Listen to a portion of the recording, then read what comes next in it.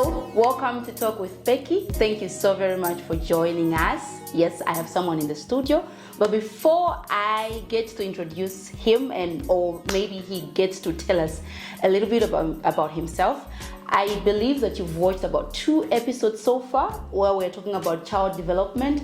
And in one of the videos, or rather one of the episodes, I did ask if someone understood or knew anything about, special needs. And this gentleman here, he got to respond to my question, and now he's here. All right, now guys, I want you to really pay attention to this conversation, and if you have questions, if you have anything that you want to know more about, please do inbox me, and maybe I can connect you to the gentleman here. But for now, let me welcome Mr. Obed. Welcome to Talk with Becky. Thank you so much, Becky. Thanks for having me. You're welcome. I'm really, really honored. Especially that now, the moment we talked, or the moment you responded to my is it comment or video? Yes. You mentioned something like, so I live with, or rather you have ADHD, and you said you work at ZNBC. I was like, is that possible? Anyway, please tell us a little bit about yourself. Yeah, so like you said, my name is Obed Mambwe. Mm-hmm. I have a neurological disability known as attention deficit hyperactivity disorder, mm-hmm. or ADHD. I was late diagnosed. I grew up without knowing that I have ADHD. So I encountered a lot of problems in my life, but I couldn't understand why I'm having so much, problems, until eventually I was diagnosed in 2021 by a psychotherapist, and then again in 2023 in January by a psychiatrist that I have adult ADHD. So I was equally shocked that I thought ADHD is only in children, and that's a misconception that a lot of people have, that ADHD is only in children, and someone can outgrow it. But no, it's a disability that you live with for life. Wow. And you say that you were diagnosed later on. Now, give me give us a little bit of how that has been, like before you knew about it, like you being in school, people interacting with people. What was the experience like? So the experience was very bad. As you may know, ADHD is a neurological disorder which have symptoms like hyperactivity, mm-hmm. or impulsivity. Mm-hmm. We make impulsive decision. We say something without thinking, and then we realize later that what I said was not nice. And distractibility, we easily get distracted. We cannot focus on one thing. Fidgeting, especially when you're a child, you cannot stay still for a very long time. And it is very difficult to start a task, especially if it is boring. But we do well with things that we have interest in. And also, one of the traits of ADHD is time blindness.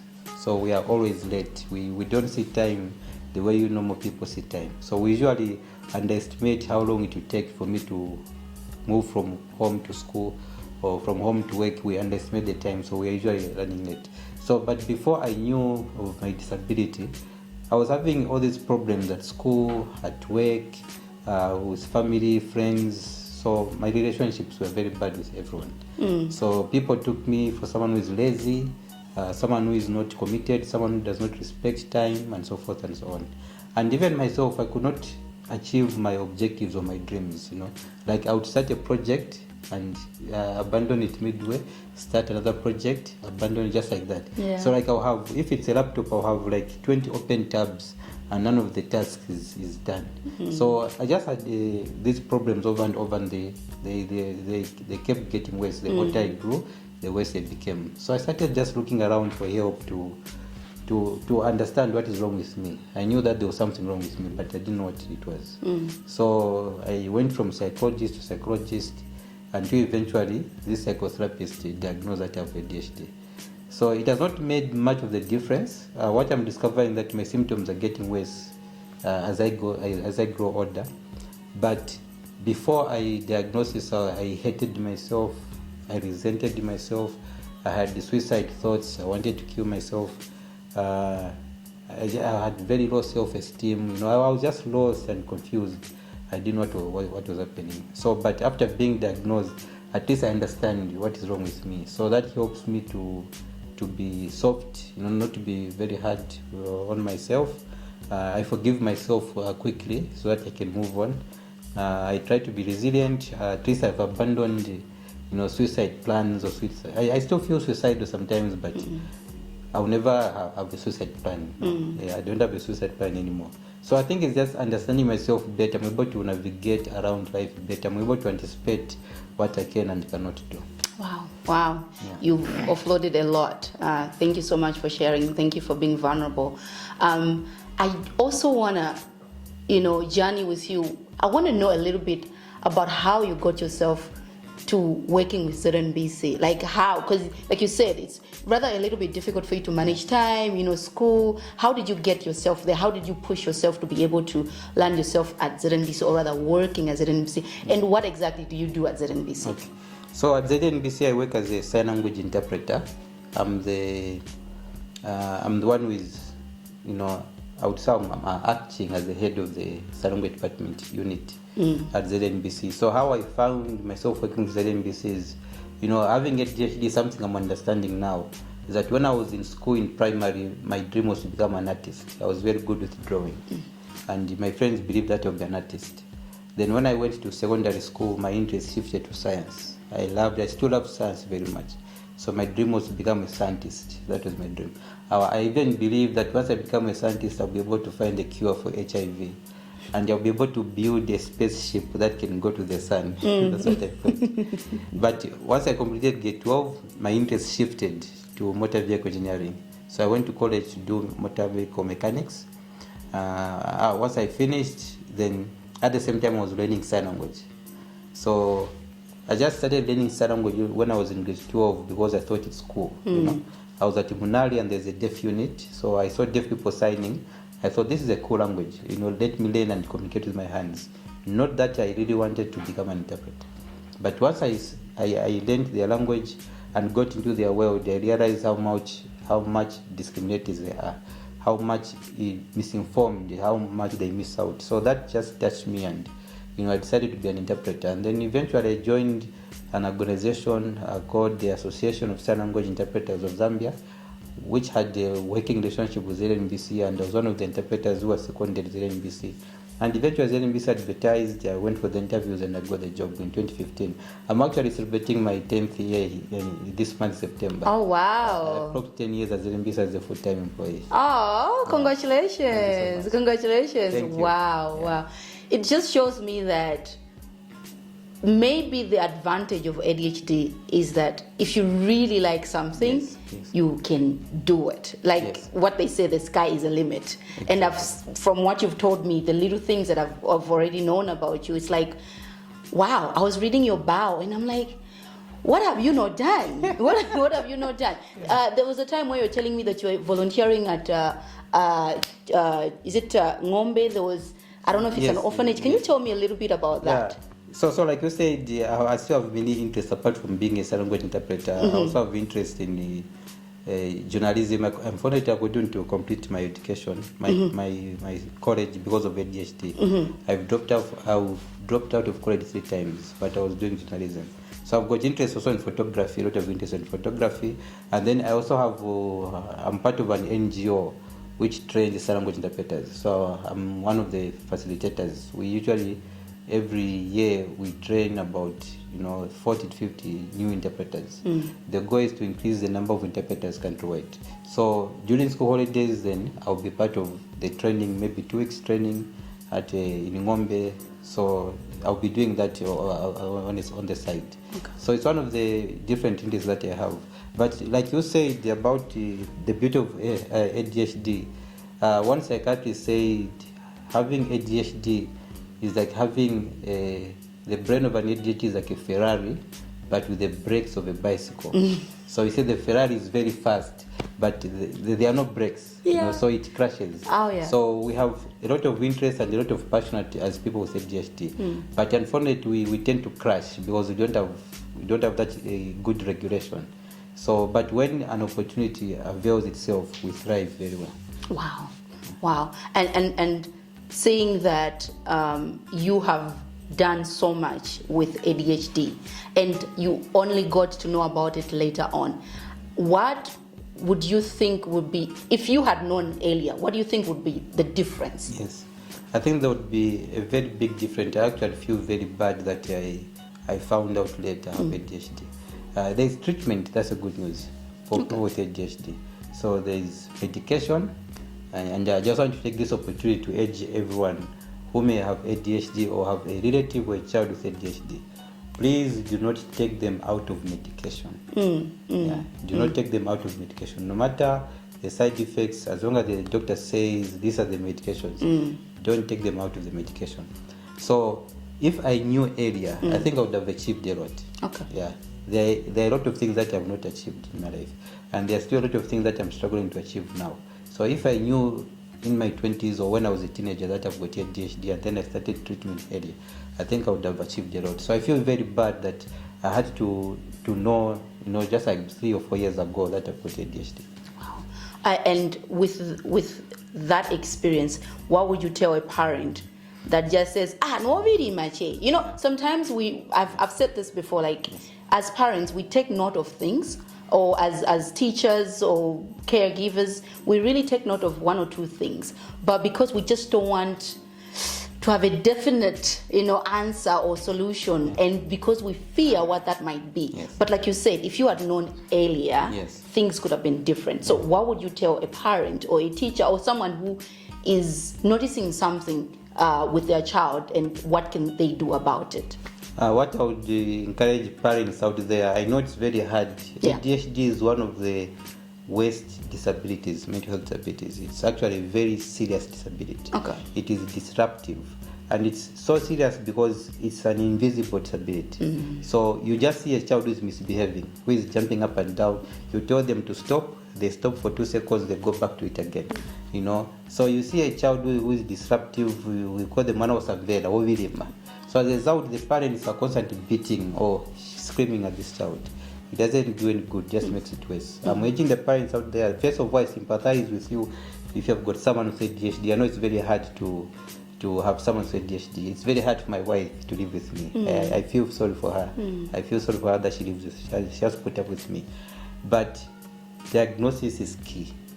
Diagnosis is key. If you suspect that your child's behavior is not conventional, take them for an assessment at Chainama or UTH Clinic 6.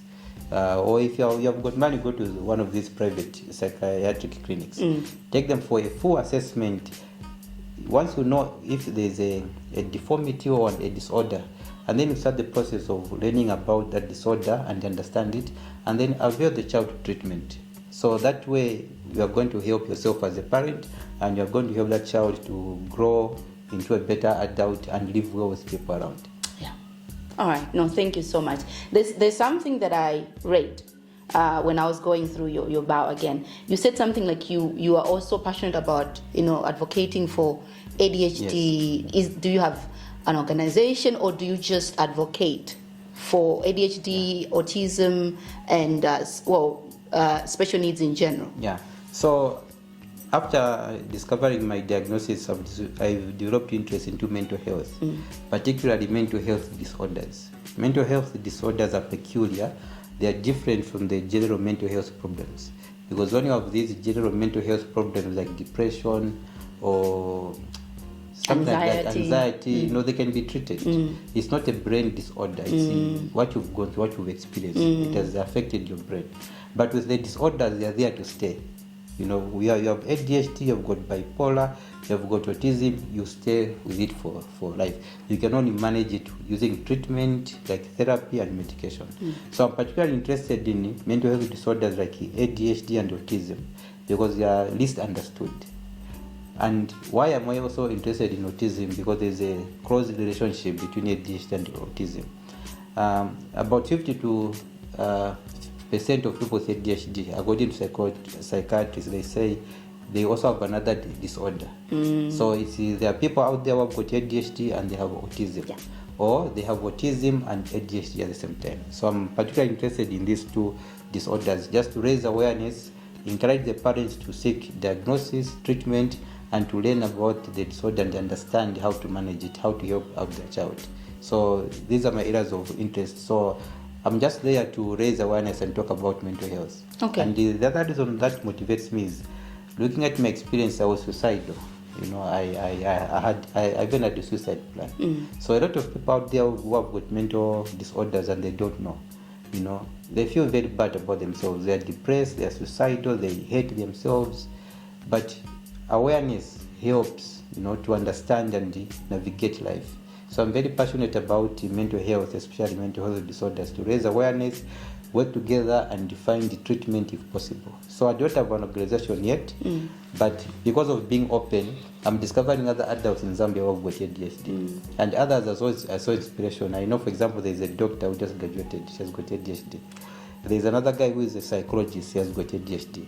There's another guy who works for a certain government ministry, he has got ADHD. So we're coming together as a group of adult ADHDers here in Zambia and just trying to understand our experiences and raise awareness. So probably maybe in future we might have an organization, but we just want to raise as much as awareness as possible. Wow, that's really inspiring. It is. And maybe someday I will be able to invite all of you for either Talk with Becky or maybe another organization that I'm also working around.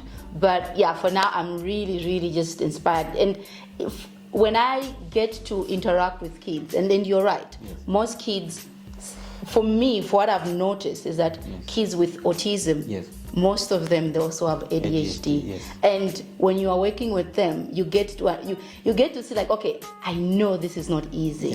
And as a teacher, I can only imagine, it's really, really difficult. Now, what about a parent? But also the parent is like, this is hard, but I don't know if I want to have a child where they have ADHD and autism, because that's a little bit too much.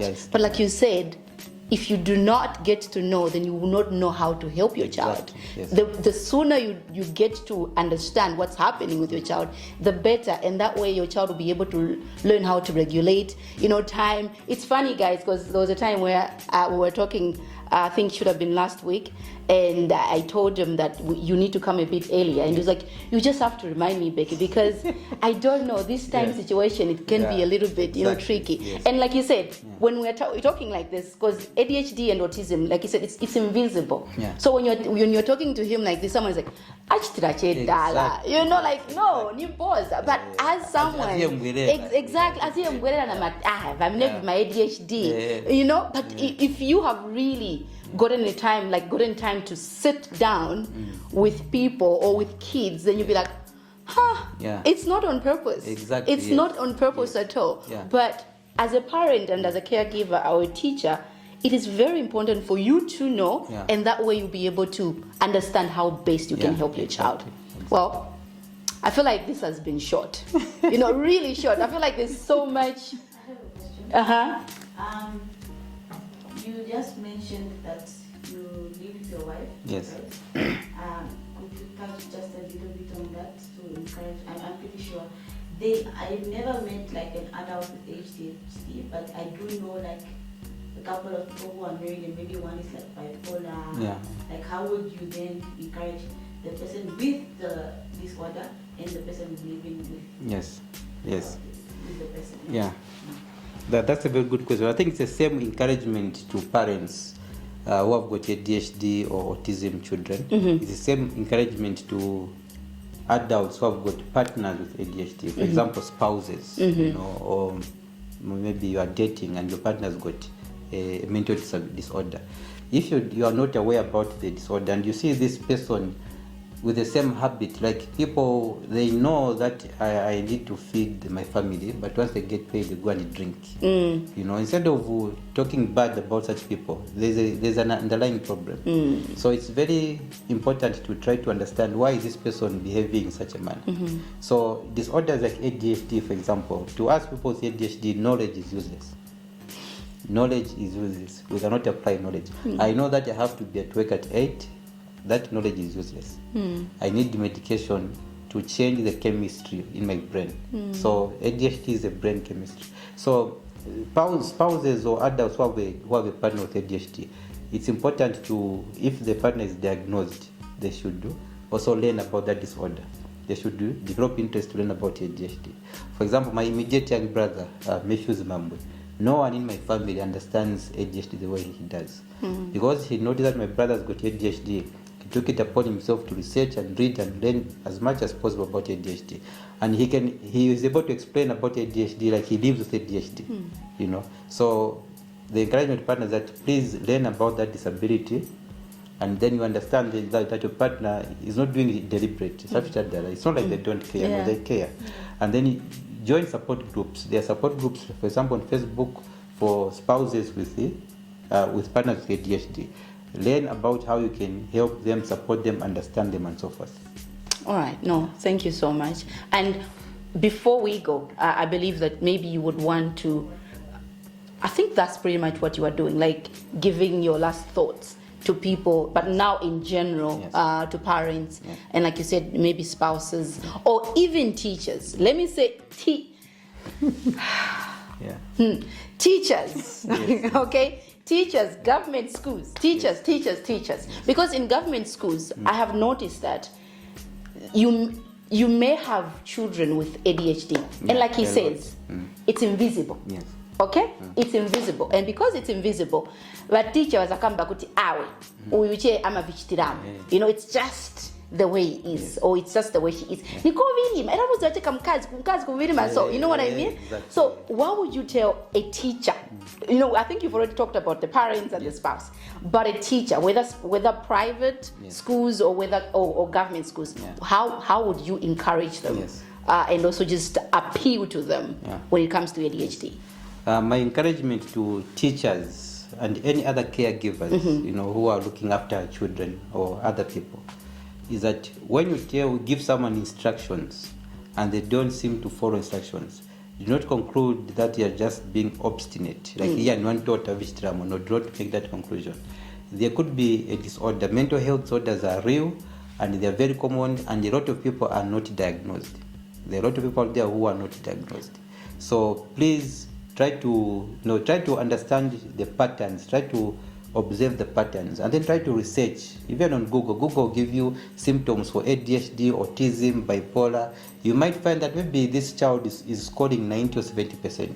So at least with that suspicion, although it is only a doctor, like a psychologist or a psychiatrist who can diagnose, but still, once you see the symptoms and you suspect the disorder, it can help you as a teacher or any caregiver to know how to handle that child, to know how to give instructions, how to give accommodations to that child, that they are able to do the tasks that you want them to do. So learning about disorders is very, very important. It is key. Well, guys, it's been amazing. Thank you so much. I believe you'll be called again, because I'm sure people will have other questions. And when people do have questions, am I allowed to connect them to you, or would you rather, remain private? No. You're okay. I'm very much being connected. You can give them my number, you can give them my email, you can even give them my address. Okay. Yeah. Okay. I'm very open to talk about my challenges. I think they can help someone out there. They are helping me because I'm coming out open. So it's helping me. So I believe it can also help someone out there. Well, thank you so much. Really, I don't even know how to thank you, but thank you so much for being here. You can thank me in sign language like this. Thank you. Oh, thank you. Yes. Oh. Yeah. Thank you. You're welcome. Wait. Welcome. You're welcome. Yes. All right. So thank you so much. You are welcome. All right. I hope to have you soon. And maybe, like I said, there's something I'm working on, and maybe I might invite you very soon. Okay. All right. Thank you so much. Sure, it's my pleasure. All right. Thank you so much. Guys, thank you so much for being here. I hope you are able to learn one or two things, because I did, and I keep on learning. And the goal really is for us to be able to create an environment, okay? Not only for kids, but also for adults, because this is real. This is real. And if you take time to learn one or two things about what you think you don't know about a child you've seen or an adult you've seen, maybe you might be part of a solution after all. All right, this has been Talk with Becky. Thank you so much for joining me. Please remember to subscribe to my YouTube channel. Follow me on all my other social media platforms. Until next time, bye. How do you say bye in sign language? Yeah, just. Oh, okay. Yeah.